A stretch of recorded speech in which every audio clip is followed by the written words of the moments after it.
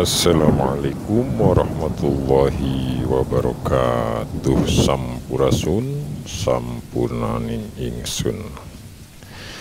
Salah sahijina sastra Sunda ditinggal karuhun urang kapungkur nyaeta Jang Jawokan.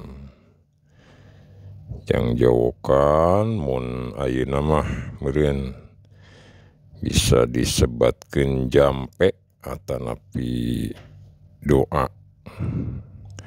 Nah dina video anu ayeuna mang diseja ngadugikeun salah sahiji Jang Jawokan anu aya dina Pantun Bogor, Paku Jajar Bekah Kembang, nyaeta Jang Jawokan Panyinglar Kunti.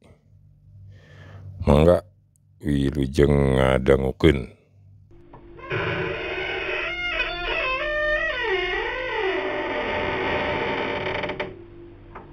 Jang Jawokan Panyinglar Kunti.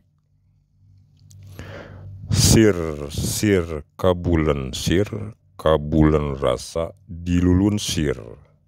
Sir ti ati-ati sir kadiri, diri sia rasa sia karasa ku diri ngaing.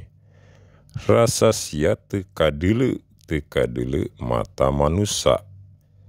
Padahal ngaing nyaho tonggong sia nu gorowong ngaran sia teh nya Kunti.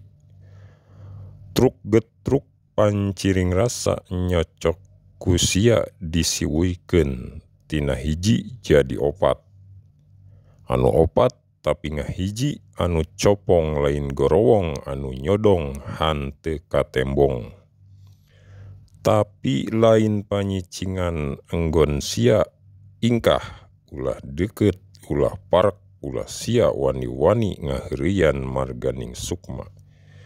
Ingkah mun teu purun sia dipantek kena kaung di Tegal Gundul, hayuh geura sia ingkah kaditu kagintung di Pasir Bitung, geura ingkah kahantap di Pasir Badak, geura mantog ka Jengkol Lebah Pengkolan.